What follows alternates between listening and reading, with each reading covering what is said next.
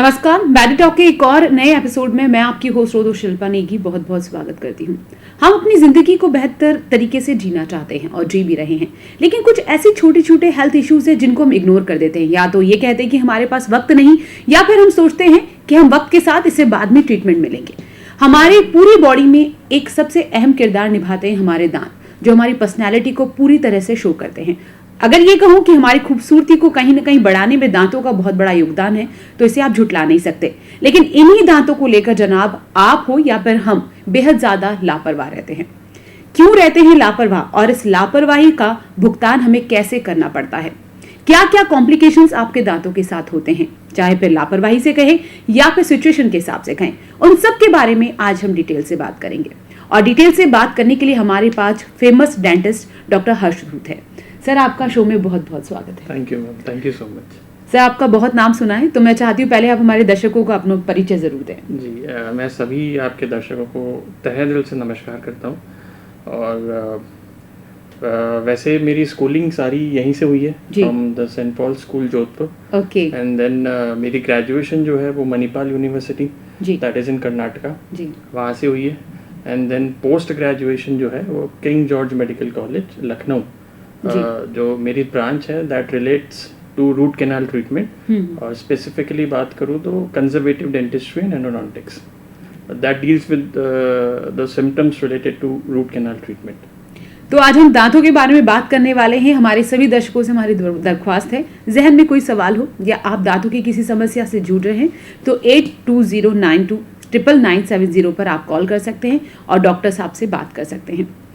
दांतों के बारे में बात करने वाले हैं, जैसा कि आपने कहा स्पेशलिटी रूट कैनाल के बारे में बात करें, लेकिन उससे पहले हम कुछ छोटी मोटी ऐसी डिजीज के बारे में बात करते हैं जिनको हर दूसरा आदमी फेस कर रहा है। बिल्कुल, डेफिनेटली। दांतों की खूबसूरती की बात कही है, लेकिन आजकल हर दूसरे इंसान के दांतों में आपको एक महज छोटी सी चीज पीलापन नजर आता है। वो किस वजह से? पीलापन, एक तो इनहेरेंट पीलापन होता है हमारे दांतों में, व्हिच इज नेचुरल। वो आपके भी है, मेरे भी है, बिल्कुल, हर आदमी में होगा। पर पीलापन कुछ और चीज़ों से भी हो सकता है, जैसे कि पानी जिसमें फ्लोराइड कंटेंट ज़्यादा है, तो उससे भी एक पीलापन आता है जी। और दांतों की सड़न से रिलेटेड भी हम उसके पीलापन कह सकते हैं जी। और जो सबसे इग्नोरेंट चीज़ है, दांतों की सफाई। दांतों की सफाई अगर हम प्रॉपर ढंग से नहीं करेंगे तो वो पीलापन धीरे धीरे धीरे धीरे स्टेज बाय स्टेज बढ़ेगा।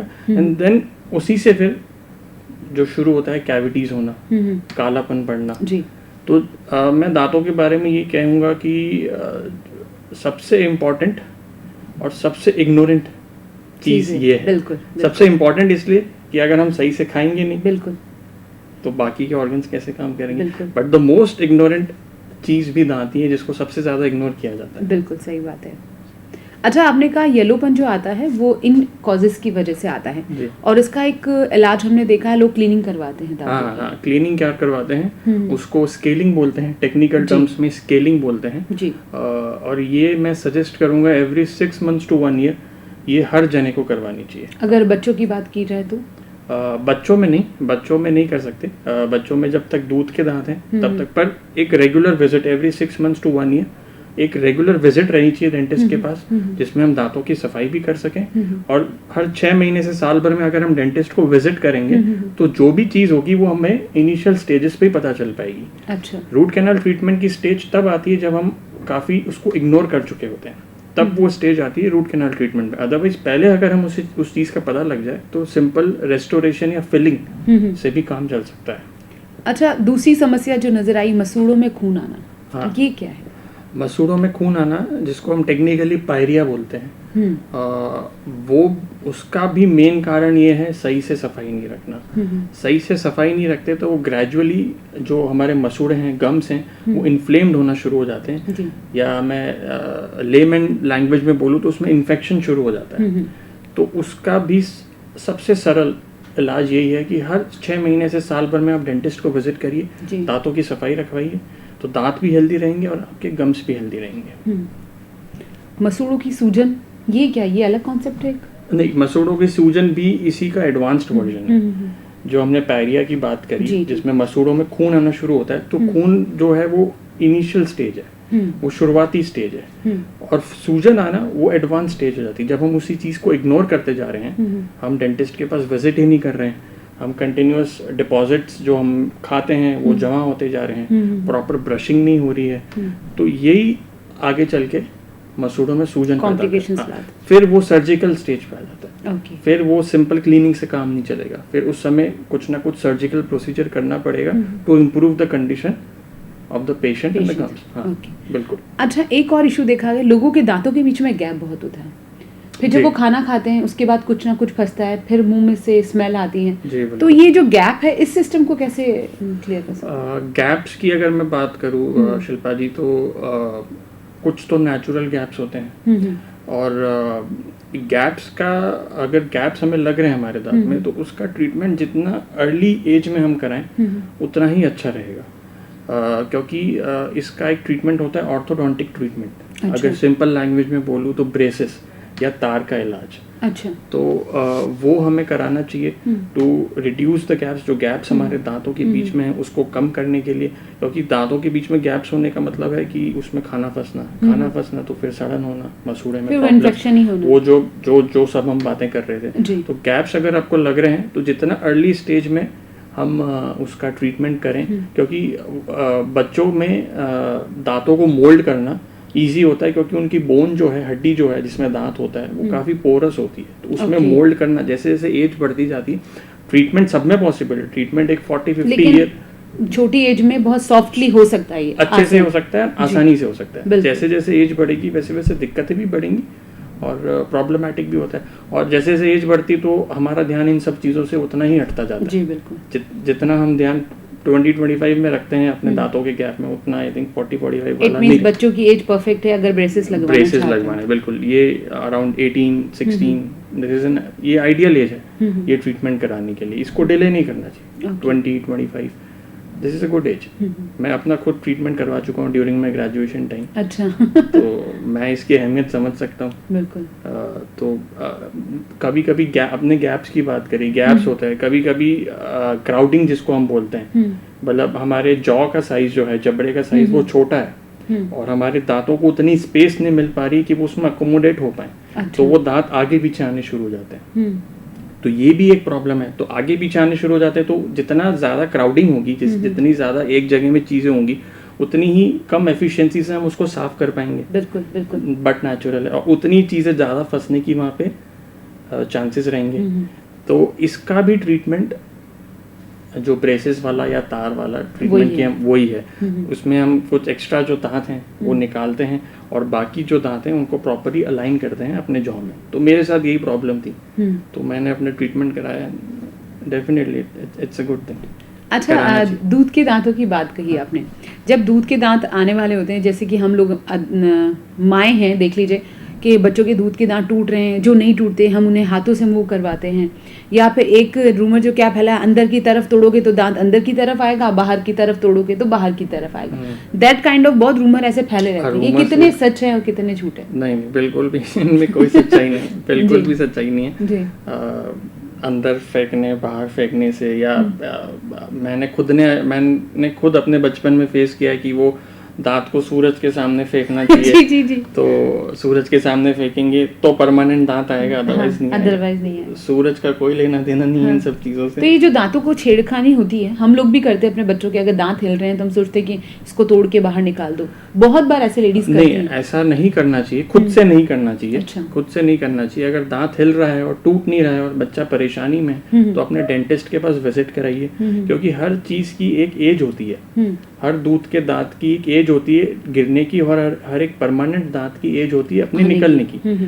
तो अगर वो हिल रहा है और टूटा नहीं है और हम जो अपना शेड्यूल्ड टाइम है उससे लेट हो चुके हैं, तो डेंटिस्ट अपने आप निकाल देगा। हमें खुद कुछ नहीं करना चाहिए। बेहतर होगा कि हम अपने डेंटिस्ट के पास जाएं और उससे सलाह लें कि हमें क्या करना चाहिए।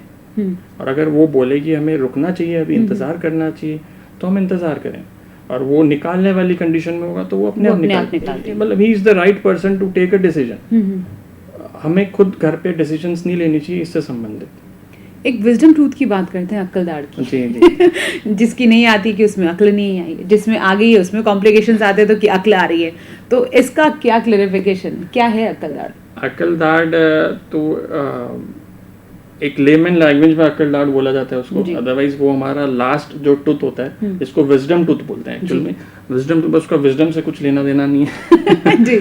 उसका विजडम से कुछ लेना देना नहीं है, उसका विजडम टूथ नाम है। अच्छा। Technical name is wisdom tooth. तो हिंदी में उसको जब कन्वर्ट करते हैं तो वो अकल की दाढ़ बन जाता है, पर उसका अकल या विजडम से कुछ लेना देना नहीं है।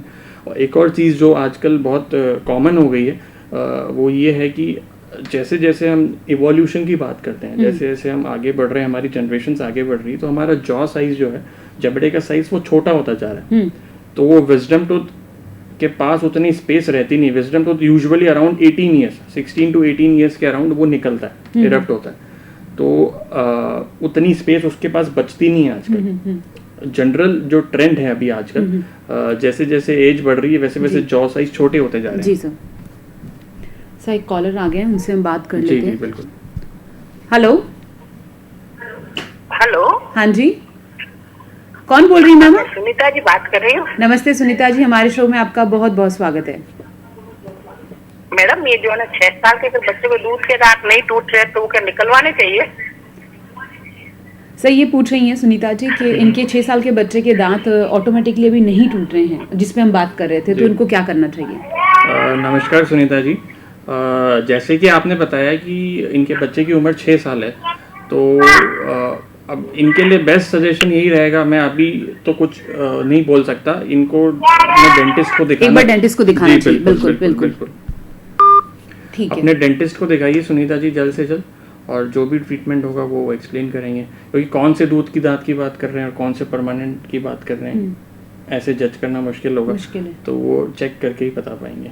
और वैसे एक बार मुझे लगता है हमें जाना ही चाहिए, जब बच्चों के दांत आना शुरू होते हैं तो एक बार डॉक्टर के ऑब्जर्वेशन में बच्चों को दिखाना बेहद जरूरी है। बेहद जरूरी, क्योंकि आजकल जो हमारा खान पान हो गया वो भी इस किस्म का हो गया, बच्चों का खासकर फास्ट फूड खाना, चॉकलेट्स खाना, तो उनमें बहुत प्रिवेलेंट हो गई हैं, सड़न होना, केरीज होना। तो बड़ों से ज्यादा मैं समझूंगा कि बच्चों को, बच्चे समझते नहीं है, जो हम करेंगे वो बच्चे करेंगे। लेकिन जैसे सुनीता जी कह रही थी कि 6 साल का बच्चा है, तो दूध के दांत गिरने की एक एज कहाँ से शुरू होती है हुई, या फिर इसका कोई ऐसा क्राइटेरिया नहीं है एज को लेकर? नहीं, ये दूध के दांत अराउंड 6 to 7 ईयर्स में ही गिरना शुरू होते हैं। अच्छा, मतलब शायद दूध के दांत ही गिर रहे हैं उनके बच्चे के। 6 साल की उम्र में हमारा पहला परमानेंट दांत आता है, 6 ईयर्स ऑफ एज। उसके बाद फिर वो 7, 8, 9, 10 डिफरेंट दांत गिरते हैं और आते हैं।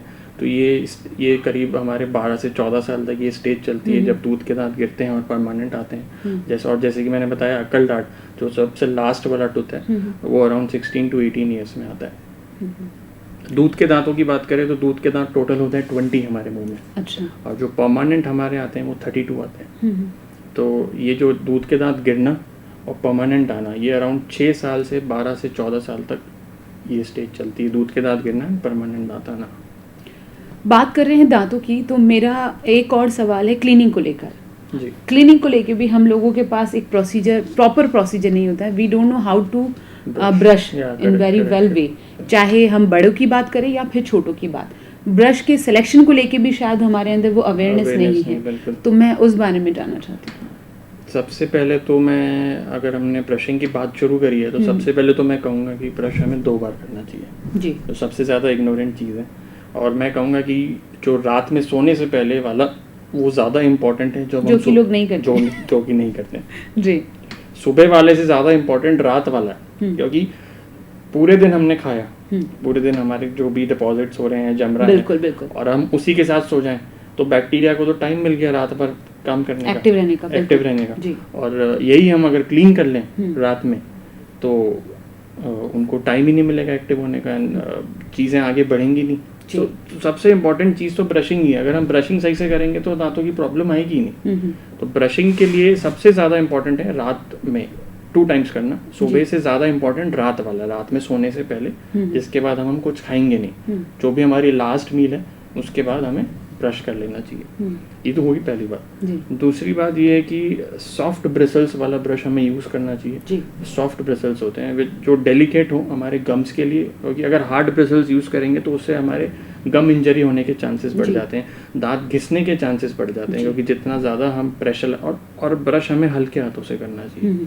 और अराउंड 4 to 5 मिनट्स बहुत हैं ब्रशिंग के लिए। कुछ होते हैं, मैंने सुना है, जो कुछ पेशेंट्स भी मेरे पास आते हैं कि डॉक्टर साहब हम तो 15 मिनट ब्रश लेके बैठे रहते हैं। तो 15 मिनट में तो आप फ़ायदे से ज़्यादा अपना नुकसान ही कर रहे हैं, क्योंकि जितना ज़्यादा हम घिसेंगे किसी चीज़ को उतनी ज़्यादा वो डिटेरियोरेट होगी। और जबकि ये तो बहुत सेंसिटिव स्पेस है अगर देखा जाए। बिल्कुल सॉफ्ट ब्रशेस वाला ब्रश यूज़ करना चाहिए। 4 to 5 minutes are enough. 4 to 5 minutes बहुत हैं आपको ब्रश करने के लिए। और थोड़ा सा टूथपेस्ट ज़रूरी, टूथपेस्ट इसलिए कह रहा हूँ क्योंकि वो लुब्रिकेशन का काम करता है, अदरवाइज उसका कोई रोल नहीं है सफाई में। सफाई हमें फिजिकली ही करनी है। फिजिकली एफिशिएंसी ही हमारी सफाई करेगी। टूथपेस्ट का कोई ऐसा उतना रोल नहीं है। अगर हम तो टूथपेस्ट एकदम नाम मात्र का लीजिए, और सॉफ्ट ब्रिसल्स वाला ब्रश यूज़ करना चाहिए हमें, और 2 बार ब्रश करना चाहिए डेफिनेटली। और ब्रश का सिलेक्शन जो आपने बताया, उसके बाद अगर ब्रश चेंज करना है तो कितने वक्त बाद ब्रश चेंज कर लेना चाहिए? 4 to 6 मंथ्स, 4 से 6 महीने। हालांकि हम 4 से 6 महीने तो मैंने एक जनरल चीज़ बोल दी। हर इंसान को अपने ब्रश को मतलब देखने से भी जज करना चाहिए। जब ब्रिसल्स की फ्रेइंग होना शुरू हो जाए या वो बिखरना शुरू हो जाए तो वो फिर टाइम है ब्रश बदलने का। वैसे 4 से 6 महीने 4 से 6 महीने में ब्रश बदल लेना चाहिए। माउथ फ्रेशनर की बात करते हैं, जो माउथ फ्रेशनर्स यूज़ किए जाते हैं आफ्टर ब्रश, वो कितना फ़ायदेमंद है, कितना हार्म है? माउथ वॉश है जैसे कि माउथ वॉश अच्छी चीज़ है। माउथ वॉश अच्छी चीज़ है, माउथ वॉश करना चाहिए। एक बार सुबह कर लिया या एक बार बीच में कभी कर लिया। माउथ वॉश अच्छी चीज़ है, वो कर सकते हैं। माउथ फ्रेशनर्स तो पर्सनल चॉइस है हर इंसान। वो तो इफ़ यू वांट, अगर जैसे आजकल मोस्ट ऑफ जो बैड हैबिट स्मोक करने की, देन उसके बाद उस चीज़ को छुपाने के लिए आजकल यूज़ करता है। नहीं, अच्छा, जो पेस्ट हम यूज़ करते हैं, जैसे कोलगेट एक ब्रांड है, ब्रांड का तो यहाँ लॉजिक नहीं दे रहे हम कोई भी सिलेक्शन करते हैं टूथपेस्ट का, तो उसमें किन चीज़ों को हमें बाहर नोटिस करना पड़ेगा लेबल के ऊपर कि ये इंग्रेडिएंट्स इसके अंदर होने चाहिए? नहीं, ऐसा कुछ नहीं है। मैं टूथपेस्ट को बिल्कुल भी तवज्जो नहीं दूंगा। वही जो आप कह रहे हैं कि हमारा फिजिकल हम टूथपेस्ट बहुत सारा ले लें या कोई भी ले लें, और फिर हम जब उसका तरीका सही नहीं है करने का, तो फिर क्या फायदा? तो तरीका हमारा सही होना चाहिए। ब्रश जो है सॉफ्ट ब्रिसल्स वाला होना चाहिए, और ब्रशिंग का जो टाइम है वो 4 to 5 मिनट्स होना चाहिए। टूथपेस्ट का मैं कोई महत्वपूर्ण रोल नहीं मानूंगा इस चीज़ में कि टूथपेस्ट का कोई रोल नहीं। टूथपेस्ट आप कोई भी इस्तेमाल करिए, मुझे कोई प्रॉब्लम नहीं है। जो हमारा तरीका है ब्रश करने का, जो ब्रशिंग मोशन होना चाहिए वो वर्टिकल मोशन होना चाहिए, ना कि horizontal. Most of the people क्या करते हैं, हॉरिजॉन्टली ब्रश करते हैं, वर्टिकली ब्रश। और आगे के और पीछे के सर्फेसेस सबसे ज़्यादा इग्नोरेंट सर्फेसेस हैं, जिसको हम सबसे ज़्यादा इग्नोर करते हैं। लेकिन पीछे भी क्लीनिंग करना उतना ही ज़रूरी है जितना आगे, क्योंकि पीछे के दिखते नहीं, तो लोगों को लगता है कि ठीक है अब आगे का दिख रहा है, लेकिन जो चीज़ दिख नहीं रही वो हमें साफ तो करनी ही पड़ेगी। तो आगे के सर्फेसेस को जितनी ज़्यादा हम इंपॉर्टेंस दे रहे हैं, पीछे की सर्फेसेस को भी उतनी ही इंपॉर्टेंस दें।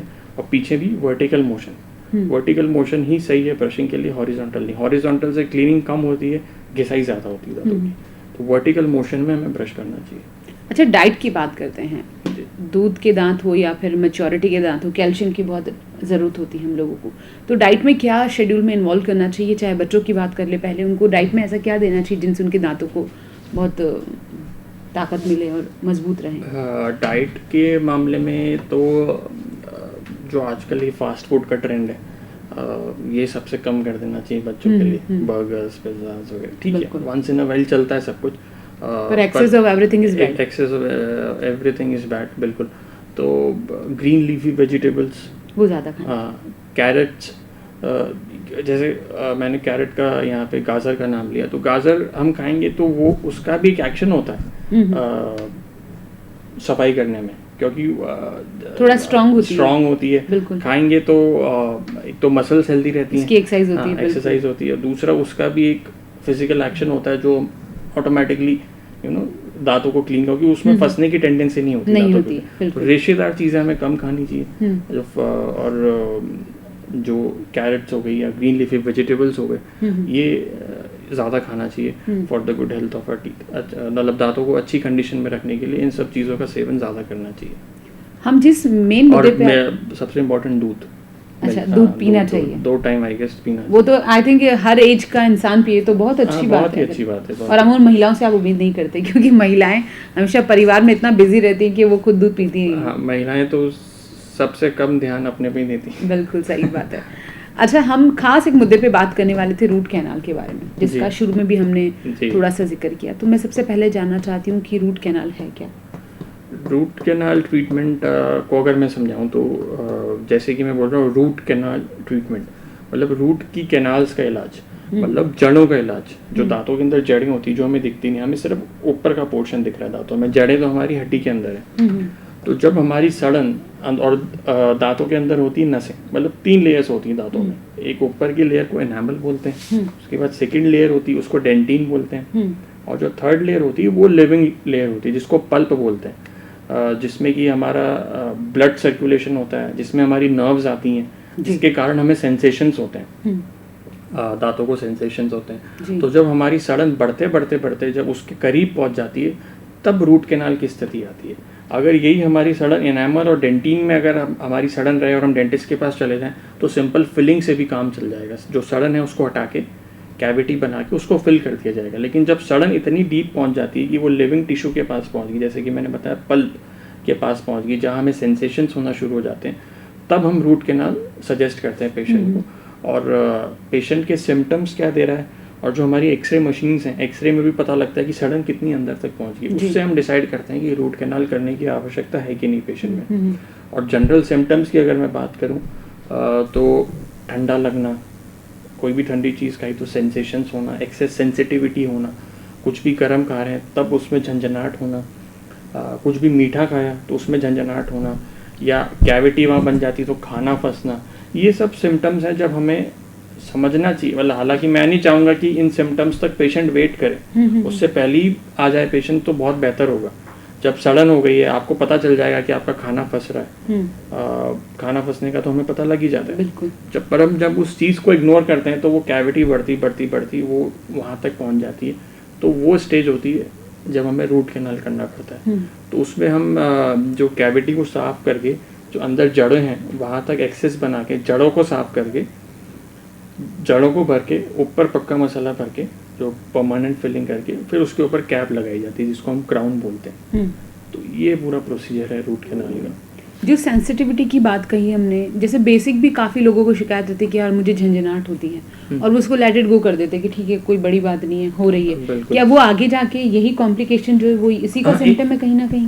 बिल्कुल। मतलब अगर आपको पर्टिकुलर कहीं जगह में सेंसिटिविटी, एक तो जनरलाइज सेंसिटिविटी भी कभी कभी फील होती है, तो उस केस में तो हमें एक बार विजिट कर लेना चाहिए डेंटिस्ट को, एक जनरल चेकअप भी हो जाएगा, और अगर क्लीनिंग की आवश्यकता होगी तो वो भी हो जाएगी।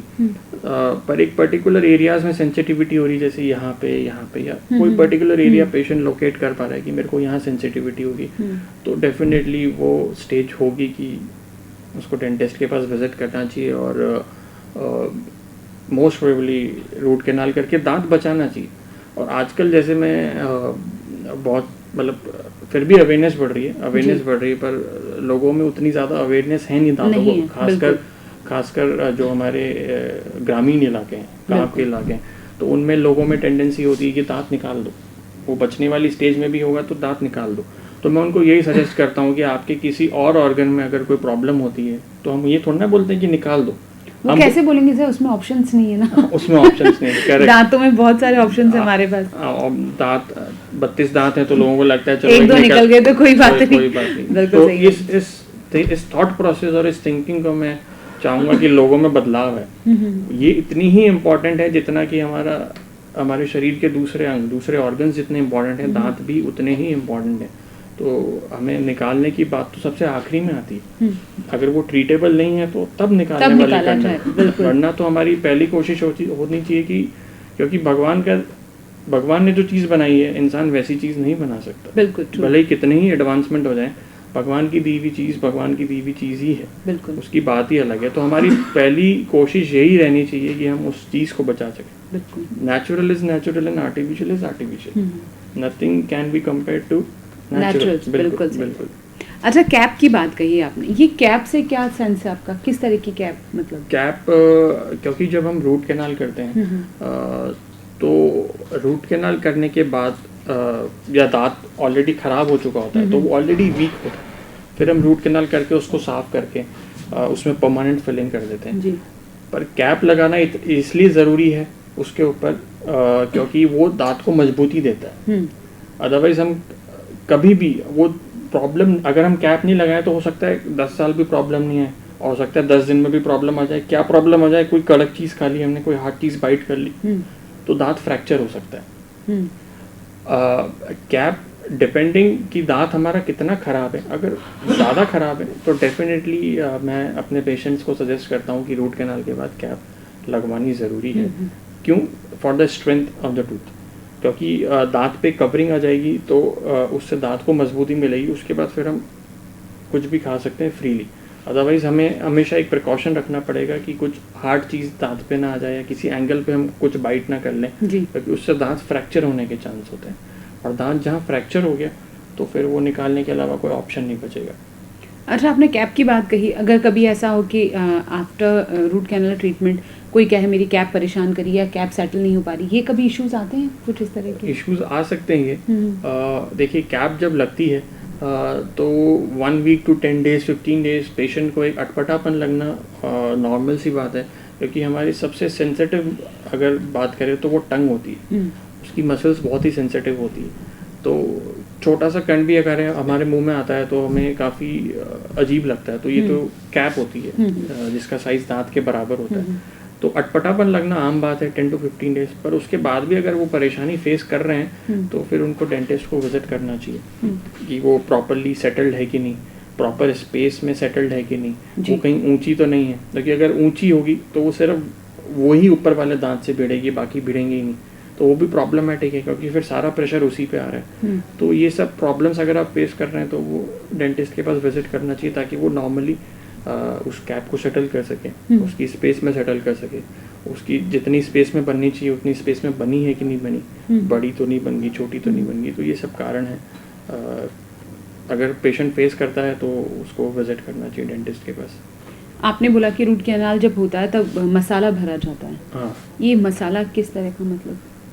मसाला इससे मतलब है, मसाला लेमन लैंग्वेज हो गया। अदरवाइज फिलिंग हम करते हैं, जो सड़न है उसको हटा के, तो वहाँ पे कैविटी हो गई, खड्डा हो गया, तो उसको वापस से भरना तो पड़ेगा। तो जो पहले आती थी वो चांदी के कलर की फिलिंग आती थी, जिसको चांदी के कलर की, जिसको हम सिल्वर अमालगम बोलते थे। माफ़ी चाहूँगी यहाँ पर, मैंने ये भी सुना है कि लोग जैसे दांतों में सोना भरवाते हैं या सोने का दांत लगवाते हैं, वो सब कॉन्सेप्ट क्या है फिर? वो भी लगता है, गोल्ड की फिलिंग भी होती है। अच्छा। और गोल्ड की कैप भी बनती है जी, जो 22 कैरेट 24 कैरेट गोल्ड है। बिल्कुल, ये चीज़ें बनती हैं। तो ये अपनी रेपुटेशन जो कॉन्शियस होते हैं उनके हिसाब से, या ये दांतों के लिए नीडी होता है, ये एक फैशन है मतलब मेरे कहने का? नहीं, ये पर्सनल चॉइस है अपनी। ओके, पर्सनल चॉइस है। अच्छा। अगर कोई हमें आके बोलेगा कि भाई हमें गोल्ड की कैप लगवानी है तो आई वुड सजेस्ट, पर उसमें फिर कॉस्टिंग ऑब्वियसली आपकी बढ़ेगी। बट वो प्रोवाइड होता है मतलब? हाँ, बिल्कुल। ओके, अच्छा। ये तो उसका कोई बस ये सिर्फ फैशनेबल रहने की वजह से, या इसके पीछे कोई कॉन्सेप्ट हो सकता है? नहीं, कोई कॉन्सेप्ट नहीं। गोल्ड एक नोबल मेटल है। नोबल मेटल से मेरा मतलब है कि जो हमारे मुंह के अंदर रह के हमें नुकसान ना पहुंचाए। अच्छा। बायोकम्पैटिबल जिसको हम बोलते हैं। ओके। बायोकम्पैटिबल मटेरियल है तो वो हमें कोई नुकसान नहीं पहुंचाएगा। कोई और मेटल अगर हमारे मुंह में होगा तो वो हमें नुकसान पहुंचाएगा। तो गोल्ड एक नोबल और बायोकम्पैटिबल मेटल है, तो उसकी चीज़ें हमारे मुंह में लग सकती हैं। और फिलिंग जो होती है उसको हम डायरेक्ट फिलिंग गोल्ड बोलते हैं, पर वो चीज़ें उतने प्रचलन में है नहीं। जैसे अब जहाँ से मैंने पोस्ट ग्रेजुएशन करी, किंग जॉर्ज मेडिकल कॉलेज, वहाँ पे ये एक्सरसाइज है। आई थिंक बहुत very few colleges in India है जहाँ पे ये टेक्निक सिखाई जाती है, डायरेक्ट फिलिंग गोल्ड की, जिसमें गोल्ड की शीट्स होती हैं। वो काफ़ी लंबा विषय है अगर हम डिस्कशन करने पे आए तो, पर उतनी ज़्यादा प्रचलित है नहीं ये चीज़ें। अब तो दांत के कलर की फिलिंग्स आ गई हैं जिसको हम कंपोजिट बोलते हैं, तो आजकल ज़्यादातर वही चीज़ें यूज़ हो रही हैं। दांत के कलर की फिलिंग मतलब very similar to the colour of the tooth, तो वो पता भी नहीं चलता कि फिलिंग हुई है कि नहीं हुई है। एस्थेटिक वाइज भी अच्छी चीज़ है। अच्छा जी। मेरा एक सवाल आपसे और है कि दांतों में जब दर्द होता है तो लौंग को दांतों में रखना या लौंग का तेल लगाना, ये जो घरेलू उपचार है कितना सही है और कितना गलत है? घरेलू नहीं है, गलत मैं नहीं बोलूँगा, घरेलू उपचार है, इनसे रिलीफ मिलता है, बट वो रिलीफ शॉर्ट टर्म होता है। जैसे आप दबा सकता है, खत्म नहीं कर सकता। खत्म तो आपको ट्रीटमेंट करा के ही खत्म होगा। जो कैविटी है वो लौंग खत्म नहीं करेगी, लौंग उस समय वो पेन है उससे रिलीफ दे देगी। पर अल्टीमेट ट्रीटमेंट तो आपको जाना ही पड़ेगा। ठीक है, आप रात में सीवियर पेन हो रहा है, आपने लौंग दबा दिया, लौंग का तेल लगा दिया, तो सुबह तक समय निकालने के लिए सही है। आप सोचे कि नहीं मैं इसी से काम चला लूँगा, तो बिल्कुल नहीं चल पाएगा। लोगों को काफ़ी बार हमने नुकीली चीज़ों के साथ दांतों में छेड़छाड़ करते देखा, ऑल पिन्स है, सेप्टिपिन्स है, ये कितना गलत और नुकसानदायक हो सकता है? नहीं, ये बिल्कुल गलत है। ऑल पिन्स, सेफ्टी पिन्स हमें यूज़ ही नहीं करनी चाहिए, बिल्कुल नहीं यूज़ करनी चाहिए, क्योंकि मेरे हिसाब से वो फ़ायदे से ज़्यादा नुकसान कर देगा। क्योंकि जैसे कि मैंने पहले भी बताया, हमारे गम्स सेंसिटिव होते हैं, तो हम कुचलने के चक्कर में, उस चीज़ को निकालने के चक्कर में हम गम्स को इंजर कर सकते हैं। एक जो चीज़ आती है डेंटल फ्लॉस करके चीज़ आती है, वो यूज़ करना चाहिए हमें दांतों पे। जो आते हैं मार्केट में, क्या वो नहीं यूज़ किए जा सकते? टूथपिक का भी मैं सजेस्ट नहीं करूँगा आपको। इंटरडेंटल ब्रश करके चीज़ें आती है, इंटरडेंटल ब्रश टेक्निकल टर्म्स में, वो बना ही इस चीज़ के लिए कि दांतों के बीच में अगर कुछ फंस जाए तो उस चीज़ को निकालने के लिए, अगर हमारे दांतों में नेचुरल सी स्पेस है तो उस चीज़ को साफ करने के लिए। और फ्लॉसिंग जिसको मैं बोल रहा हूँ, इंटरडेंटल फ्लॉस, वो हमें यूज़ करना चाहिए सुबह और शाम जब हम ब्रश कर रहे हैं। ब्रश करने के बाद दांतों की जो बीच के सरफेसेस हैं उसको साफ करने के लिए interdental floss and interdental brush. आजकल हर दूसरे घर में एक डॉक्टर है। अब वो डॉक्टर इसलिए क्योंकि ओवर द काउंटर जाकर मेडिसिन लेना और फिर खुद का ट्रीटमेंट करना या परिवार वालों को ट्रीटमेंट करना एक बहुत ही कैजुअल बात हो गई। तो मैं चाहती हूँ अब दर्शकों को ये जो बुरी आदत है ओवर द काउंटर जाकर मेडिसिन लेना, इसके बारे में कुछ ज़रूर मैसेज कीजिए। हाँ, ये बहुत ही बैड प्रैक्टिस है। लॉन्ग टर्म में अगर हम लॉन्ग टर्म में सोचें तो it is a very bad, बहुत बुरी आदत है ये, कि ओवर द काउंटर हम जाके मेडिसिन ले। लोग ओवर द काउंटर जाके आजकल एंटीबायोटिक्स भी लेने लगे। हाँ, बिल्कुल बिल्कुल। पेन किलर तक तो ठीक था कि आपको दर्द हो रहा है, बाय द टाइम अगर आप डेंटिस्ट के पास जा रहे हैं तब तक आपको अगर रिलीफ चाहिए तो तब तक के लिए ठीक है। आई थिंक इसका डिस्कशन हम कैरी फॉरवर्ड करते हैं जी। एंटीबायोटिक्स का इतना इरेशनल यूज़ होने लगा है, और ये काफ़ी आजकल जर्नल्स और आर्टिकल्स में भी मैं पढ़ रहा हूँ, काफ़ी चिंता का विषय भी है। और इस माध्यम से मैं अपने सभी दर्शकों को और अपने सभी पेशेंट्स को मैं ये चीज़ बताना चाहता हूँ, मतलब सिर्फ डेंटिस्ट्री से रिलेटेड नहीं, जनरल मेडिसिन में मैं बात करूँ तो इतना ज़्यादा इरेशनल यूज़ होने लगा एंटीबायोटिक्स का कि हो सकता है आगे चल के हमें जब उस मेडिसिन की, उस एंटीबायोटिक की ज़रूरत पड़े तो जो हमारे अंदर जो बैक्टीरिया है वो हो सकता है उस एंटीबायोटिक के प्रति रेजिस्टेंट हो चुका हो, क्योंकि इतना ज़्यादा हम उसको ले चुके हैं अंदर, उसके आदी हो जाने के बाद तो कुछ असर ही नहीं तो हो सकता है वो बैक्टीरिया ही रेजिस्टेंट हो जाए। तो मैं अपने सभी दर्शकों को यही सलाह दूंगा कि एंटीबायोटिक डॉक्टर्स के सजेशन पे ही लीजिए, डॉक्टर्स के प्रिस्क्रिप्शन भी ही लीजिए। बिल्कुल। और जो हमारे सभी जो वेंडर्स हैं जो मेडिसिन के मेडिकल शॉप्स रखते हैं उनसे भी मैं ये आग्रह करूंगा कि किसी को भी बिना डॉक्टर के प्रिस्क्रिप्शन के मेडिसिन नहीं देनी चाहिए, खासकर एंटीबायोटिक्स बिल्कुल भी नहीं देनी चाहिए। तो मतलब सभी दर्शकों से अनुरोध है कि आप ओवर द काउंटर जाकर कोई भी मेडिसिन बिना डॉक्टर प्रिस्क्रिप्शन के ना लें, वो आपके लिए भी अच्छा है और आपके परिवार के लिए भी बहुत अच्छा है। हम कॉस्मेटिक डेंटिस्ट की बात कर रहे थे तो मैं उसके बारे में थोड़ा जानना चाहूँगी। जी, कॉस्मेटिक डेंटिस्ट्री की अगर हम बात करें तो जैसे कि हम जानते हैं कि आजकल सभी अपने लुक्स को लेके काफ़ी कॉशियस हो गए। बिल्कुल। Everyone wants to look good. और वांट्स टू लुक गुड की जब हम बात करते हैं तो सबसे पहली चीज़ जो सामने वाले को दिखेगी वो हमारे दांत दिखेंगे। बिल्कुल। और हमारी स्माइल भी तभी अच्छी होगी जब हमारे दांत अच्छे होंगे। बिल्कुल बिल्कुल। तो ये कॉन्सेप्ट ऐसा है कि अगर दांतों की बनावट हमें अच्छी नहीं लग रही, या दांत कभी फ्रैक्चर हो जाए, या दांतों में जैसे कि मैंने बताया था कि एक पीलापन जैसे हम बात कर रहे थे कि जहाँ पे फ्लोराइड कंटेंट ज़्यादा है तो उसको हम सिंपल क्लीनिंग से साफ नहीं कर सकते। तो इसमें एक चीज़ आती है जिसको हम विनियस बोलते हैं। विनियस सिरामिक के विनियस होते हैं, जिसमें कि हम हल्की सी कटिंग करते हैं दांतों के फ्रंट सरफेसेस की, और फिर उसका नाप लिया जाता है और फिर वो लैब में बनने के लिए जाता है। जैसे कि क्राउन्स वो भी लैब में बनने के लिए जाते हैं, वो पर्टिकुलर नाप के हिसाब से बन के आएंगे। तो वो दांत के कलर के होते हैं जो विनियस की मैंने बात करी, सिरामिक विनियस की। तो उससे जो पीलेपन की प्रॉब्लम है या दांतों में कुछ फ्रैक्चर्स हो गए हैं या दांत टूट गया है या दांत थोड़ा सा आड़ा टेढ़ा है तो इन सब चीज़ों को, इन सब डिस्क्रिपेंसीज को हम इनके थ्रू हम ठीक कर सकते हैं। और ये पूरा का पूरा प्रोसीजर है जिसको हम स्माइल डिज़ाइनिंग बोलते हैं। मतलब smile designing in that sense कि जैसे हर चीज़ का एक प्रपोर्शन है। जैसे हम स्माइल कर रहे हैं तो हमारे ऊपर वाले दांत कितने दिखने चाहिए, नीचे वाले कितने दिखने चाहिए। जी डेफिनेटली अगर कोई इतना पर्टिकुलर है किसी चीज़ के बारे में तो उन सब चीज़ों का सॉल्यूशन भी आज डेंटिस्ट के पास है, या इतना एडवांसमेंट हो चुका है टेक्नोलॉजी में। तो इसके डिजिटल सॉफ्टवेयर्स आते हैं स्माइल डिज़ाइनिंग के। Smile designing is a completely different topic. और जो मैं सिरेमिक विनियर्स की बात कर रहा था, तो उसमें क्या होता है कि जैसे हमने जो आगे के 6 दांत हैं ऊपर के या नीचे के, उनके फ्रंट सर्फेसेस को हल्का हल्का कट करके और फिर उसका इम्प्रेशन लेके नाप लेके लैब में बनने के लिए जाता है, तो फिर वो सीमेंट हो जाता है। अच्छा। तो उसका जो कलर होगा दैट वुड बी गुड, उसका जो शेप होगा वो अच्छा होगा। उसको दांतों के ऊपर चढ़ा दिया जाता है? हाँ, वो दांतों पे सीमेंट कर दिया जाता है। जी। अच्छा, तो फिर वो कब तक टिका रहता है? ऐसा कुछ तो नहीं है कि भाई नहीं, थोड़ा सा ऑब्वियसली प्रिकॉशन हमें रखना पड़ेगा उस केस में। हम डायरेक्टली कोई हार्ड चीज़ आगे से नहीं बाइट कर सकते फिर हमेशा। हाँ, हमेशा प्रिकॉशन रखना पड़ेगा। कोई भी जैसे एप्पल हो गया, एप्पल डायरेक्टली बाइट नहीं करिए, आप काट के खाइए। और कभी अगर सीमेंटेशन हो भी जाता है तो वो वापस से उसको हम सीमेंट कर सकते हैं। जी। अच्छा, मेरा आपसे एक सवाल और है कि आजकल के जो बच्चे हैं जिनको टबैको स्मोकिंग की बहुत ज़्यादा बैड हैबिट है, या कोल्ड ड्रिंक एक ऐसा अमूमन हमारी रूटीन में लेने वाला कोल्ड ड्रिंक हो गया है, तो उनसे कितने नुकसान होता है दांतों को? सभी नुकसानदायक हैं। स्मोकिंग हो गई, स्मोकिंग जो बाकी जो हमारे लंग्स को या जो हमारे बाकी ऑर्गन्स को डैमेज कर रहा है, उससे पहले तो वो हमारे दांतों को, हमारे मसूड़ों को भी डैमेज कर रही है। जी। स्मोकिंग हो गई, या फिर जो च्यूएबल टोबैको हो गया, ओरल टोबैको की अगर हम बात करें, तो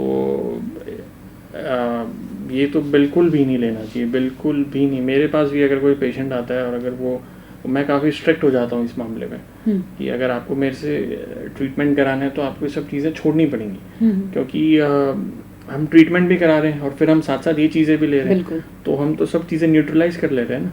और अब कैंसर आप जानती हैं कितना कॉमन हो गया। पहले चीज़ें सुनने में नहीं आती थी और अब इतनी ज़्यादा कॉमन होगी।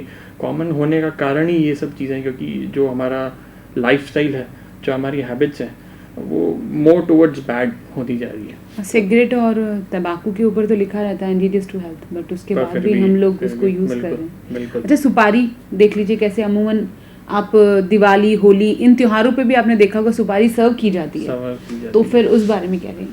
नहीं, वंस इन अ वाइल चलता है। वंस इन अ वाइल अगर सुपारी खा ली कभी से, तो पर हैबिट नहीं होना चाहिए, रेगुलर हैबिट नहीं होनी चाहिए। कई पेशेंट्स को मैं देखता हूँ कि एक रेगुलर हैबिट हो जाती है, उनको सुपारी चाहिए ही चाहिए। तो उसमें एक और चीज़ की जो प्रॉब्लम आती है, जो च्यूएबल टोबैको हो गया या सुपारी होगी, उससे जो हमारी चीक्स, जो अंदर का सरफेस है, ये काफ़ी हार्ड होना शुरू हो जाता है, उतना फ्लेक्सिबल नहीं रहता है। फाइब्रस बैंड्स बनने लगते हैं, जिससे कि हमारे को मुंह खोलने में दिक्कत होती है और हमारा मुंह उतना खुल भी नहीं पाता जितना हमारी जो मसल्स की फ्लेक्सिबिलिटी है, चीक मसल्स की फ्लेक्सिबिलिटी, ये ख़त्म होती जाती है। इसका कारण ये फाइब्रस बैंड्स बनने लगते हैं। फिर यही आगे चल के इट विल लीड टू जो कैंसर जैसी जो बीमारी है। तो ये चीज़ें हमें बिल्कुल ही बंद कर देनी चाहिए। जो लेता भी है, मैं तुरंत सजेस्ट करूँगा कि उसको तुरंत डिसकंटिन्यू करें। थोड़ी सी दिक्कत होगी ऑब्वियसली, अगर हम किसी भी हैबिट है तो हाँ, किसी भी नशे के आदी हैं, तो मैं ये नहीं एक्सपेक्ट कर सकता कि वो 2 दिन में छूट जाएगी, पर एक कोशिश ज़रूर करनी चाहिए। कोशिश करेंगे तो डेफिनेटली उस चीज़ में सफलता भी मिलेगी। ग्रामीण क्षेत्रों की आपने शुरू में बात कही, ग्रामीण क्षेत्र वाले टूथपेस्ट का यूज़ तो बहुत अब तो शायद करने भी लगे हो, लेकिन राख का इस्तेमाल दांत मांजने के लिए, दंत मंजन का इस्तेमाल करते हैं, वो कितना सेफ है उनके लिए? नहीं, राख जैसी चीज़ का इस्तेमाल तो मैं करने से मना करूँगा। और दंत मंजन आते हैं अलग अलग किस्म के, वो बुरे नहीं है, वो यूज़ किया। लाल दंत मंजन नहीं, जैसे पायोकिल एक आता है गुरुकुल का प्रोडक्ट। अच्छा। तो पायोकिल किया जा सकता है, वो अच्छा है मसूड़ों के लिए भी, दांत के लिए भी। पर लाल दंत मंजन जैसी कई पेशेंट्स मेरे पास आते हैं, वो उनके दांत एकदम घिसे हुए होते हैं, फ्रंट सर्फेसेस, और मैं उनसे पूछता हूँ कि भाई आप क्या करते थे यूज़, तो उनका पहला जवाब होता है लाल दंत मंजन। उसमें एब्रेसिव कंटेंट इतना ज़्यादा होता है कि वो दांतों को साफ करना तो उसको घिसना शुरू कर देता है। अच्छा। तो दांतों की लेयर बाय लेयर जो नेचुरलिटी वो खत्म करती है, नेचुरल लेयर्स जो हैं वो धीरे धीरे खत्म होती जाती, कम होती जाती है। फिर उसके बाद उनको शिकायत हो जाती है सेंसिटिविटी की, तब फिर वो डेंटिस्ट को विजिट करते हैं। तो लाल दंत मंजन जैसी चीज़ नहीं, brush and paste. As a doctor जब कोई पेशेंट आपके पास आता है तो किन चीज़ों की सबसे ज़्यादा शिकायतें पेशेंट लेकर आता है, या फिर ऐसी कौन से गुरु मंत्र कह सकती हूँ जिससे पेशेंट आपके पास ना आए? यहाँ पे मैं आपके सपोर्ट में नहीं कह रही हूँ, बट मैं चाहती हूँ ऐसे कुछ टिप जिससे कि किसी को आपके पास आने की जरूरत ना पड़े, आपसे दूरी बन जाए, वो भी हम जानना चाहेंगे। और अमूमन जब हर दूसरा पेशेंट आपके पास आता है, किन चीज़ों को लेके शिकायत करने के लिए आता है, या फिर आपको लगता है कि नहीं ये हर दूसरे आदमी की प्रॉब्लम है और ये अगर इन चीज़ों का ध्यान रखा जाए तो शायद ध्यान रखना जिससे पेशेंट्स को मेरे पास आने की ज़रूरत ना पड़े वो ब्रशिंग, जैसे कि मैं बहुत एम्फेसाइज कर रहा हूँ ब्रशिंग पे और दांतों की सफाई पे, और कि ब्रशिंग ही वो हमारा फर्स्ट लाइन ऑफ डिफेंस है जिससे कि हम दांतों को सेफ रख सकते हैं। उसमें भी आपने कहा कि रात को करना बेहद ज़रूरी है, सुबह वाले से ज़्यादा ज़रूरी रात वाला।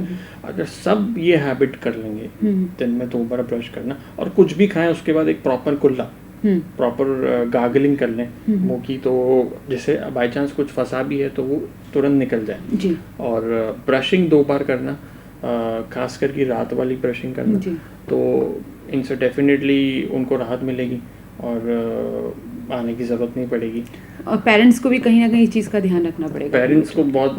पेरेंट्स को ज़्यादा ध्यान रखने की ज़रूरत है जी, क्योंकि बच्चे तो कुछ समझेंगे नहीं। जो हैबिट्स हम उनमें बचपन से डालेंगे वही हैबिट्स वो आगे कंटिन्यू करेंगे, और फिर आगे चल के वो भी अपने बच्चों को वही हैबिट्स देंगे। तो डेफिनेटली ये जो हैबिट्स है ये पेरेंट्स को ही सिखानी पड़ेगी कि 2 टाइम्स ब्रश करना, मतलब ये कोई अलग चीज़ नहीं कर रहे, ये हम कोई अलग हटके चीज़ नहीं कर रहे, that is a to do thing, वो करनी ही करनी है। 2 टाइम ब्रश करना ही करना है, कोई एक्स्ट्रा एफर्ट नहीं डाल रहे हैं। बिल्कुल 2 बार ब्रश करना इज एन एसेंशियल थिंग, वो करना ही है। और दूसरी चीज़ जो आपने पूछी कि अगर हमारे पास पेशेंट्स आते हैं तो वो सबसे ज़्यादा किस चीज़ के आते हैं जी। सबसे ज़्यादा पेशेंट्स जब हमारे पास विजिट करते हैं तो वो ऑलमोस्ट उस स्टेज पे आते हैं जब दांतों की सड़न बढ़ चुकी होती है, या सेंसिटिविटी बहुत ज़्यादा होने लगती है, या दांतों में फंसने की शिकायत बहुत ज़्यादा हो जाती है, मतलब कैविटीज वाली स्टेज पे। और कैविटी भी कैसी, बड़ी कैविटीज, छोटी कैविटीज को तो वो इग्नोर करते जाते हैं। बिल्कुल। तो मोस्टली जो पेशेंट्स हमारे पास आते हैं वो उस स्टेज पे आते हैं जब हमें रूट कैनाल ही करना पड़ता है। ऑलमोस्ट 75 to 80% पेशेंट्स जो आपके क्लिनिक पे या किसी की भी क्लिनिक पे आएंगे तो वो उस स्टेज पे ही आते हैं। तो वही मैं पहले भी बताने की कोशिश करना चाह रहा था कि इतनी इग्नोरेंस, हमें इस इग्नोरेंस को कम करना होगा।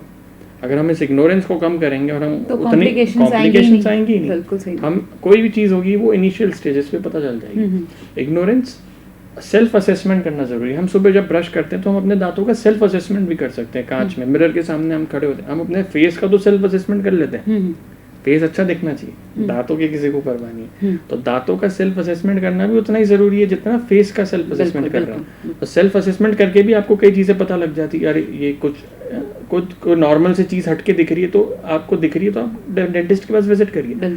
डेंटिस्ट के पास विजिट करेंगे तो वो नॉर्मल होगा तो कोई दिक्कत नहीं, अब नॉर्मल होगा तो हमें पता चल जाएगा, इनिशियल स्टेजेस में पता लग जाएगा। वैसे हम चाहते हैं कि आपके पास कोई आए ना, लेकिन फिर भी खुदा ना खास्ता अगर किसी को आपकी ज़रूरत पड़े तो वो आपसे कहाँ मिल सकते हैं?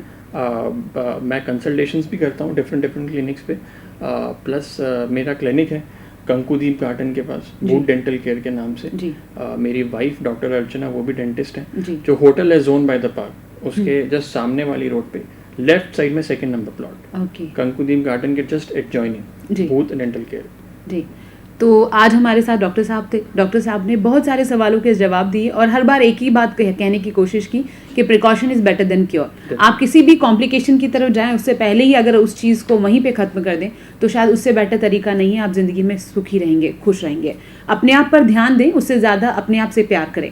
अपनी हेल्थ से जुड़े हर इशू को हमेशा नज़रअंदाज ना करें, और डॉक्टर से जहाँ कंसल्ट करने की बात आए वहाँ पर लापरवाही ना करें। इससे आप भी स्वस्थ रहेंगे और आपका परिवार भी खुश रहेगा। आज इस शो में sir thank you so much, आप इतना वक्त निकाल कर आए। नेक्स्ट वीक जब हम आएंगे तो एक नए विषय के साथ आपसे फिर मुखातिब होगी आपकी होस्ट शिल्पा। तब तक के लिए दीजिए आप मुझे इजाज़त। नमस्कार।